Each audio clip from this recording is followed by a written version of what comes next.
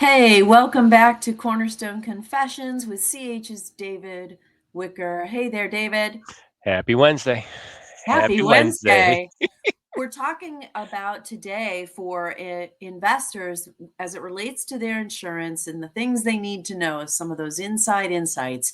You're going to talk with us today about what should investors expect to have the inspector look for, what items. Can you walk us through that real quick? Yeah, absolutely. So what we're seeing again is a trend with our carriers. There's kind of a thing you'll see a theme of our carriers doing more to protect their exposures and their risks. Uh, so what we're seeing is once we issue your policy, they are sending out an inspector that's either within their own house or a third party, and there's about five items that seem to always seem to pop up that I just these are things that when you're purchasing a property, keep in mind. Pretty much count on it, right? Pretty much count on. So, number one is always going to be the roof condition. Missing shingles, overhanging trees over it, things that are rubbing on it, general just bad condition. Moss on the roof too. Moss on the roof is a really big Sure. one as well. Yep.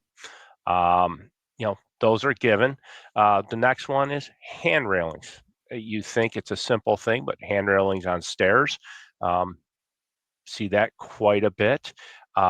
Any open damage to the eaves, open siding or damage to the siding, um, really bad paint conditions could be called out that are going to be required to be repaired. Um, Conditions of driveways, potholes, they're worried about trips and falls.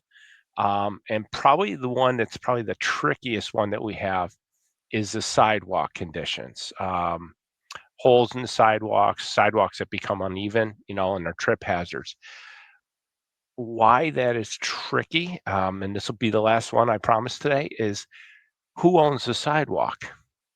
Right. Is it the municipality? Is it, where it crosses over, where it stops? It's What's yeah. yours? What's not yours? Because that can be a So pricey proposition, I would think. yeah, so it's owned by the city, but it's your responsibility from the insurer's standpoint. So it's a real gray area.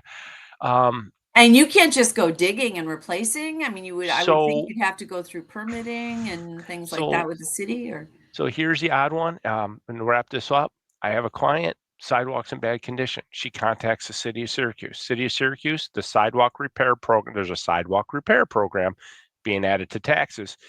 It's scheduled for next year.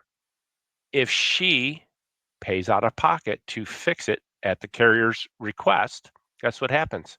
She's still going to be charged next year.